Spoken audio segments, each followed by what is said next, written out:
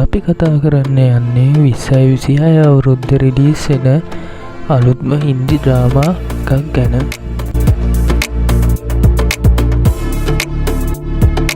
මේ ඩ්‍රාමා එක රිලීස් වෙනවා කියලා සඳහන් කරලා තියෙන්නේ 2026 අවුරුද්දේ පෙබරවාරි මාස 14 වෙනිදා. ඒත් සමහර වාර්තා වලින් කියනවා 2026 අවුරුද්දේ පෙබරවාරි මාස 13 වෙනි දිනේ රිලීස් වෙනවා කියලා. කොහොම නමුත් ওই දිනයන් දෙකේ එක දිනයක තමයි ඩ්‍රාමා එක රිලීස් වෙන්නේ. එබැවින්ම නළු නළු සහ ආයාචනා කරන විශේෂ චරිත මේ ඩ්‍රාමා එකේ තියෙනවා කියලා වාර්තා වෙලා තියෙනවා. මේ ඩ්‍රාමා එකේ ප්‍රධාන චරිතය රඟපාන්නේ ශාහිද් කපූර්.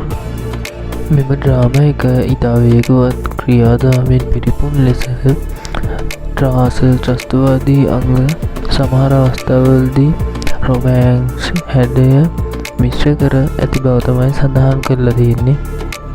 තවද චිත්‍රපටයේ සමහර ස්ථානවලට ස්පාඤ්ඤය ඇතුළත් බව තමයි නිෂ්පාදකයින් පවසන්නේ.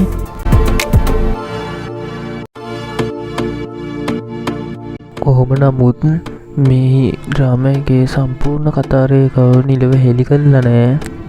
නිෂ්පාදකයින් සහ උපදෙස්කරු කතාව රහස් සහ ක්‍රියාදාම ආදර එමගින් නැති සංකීර්ණතාව මතින් යුතු බව පවසනවා. එහෙත් කතාවේ අංග ක්‍රියාදාම ත්‍රාස ආදරය ගැටුම විලාසිතාව වැනි විශේෂාංග රැසකින් යුත් බව තමයි සඳහන් කරලා තියෙන්නේ.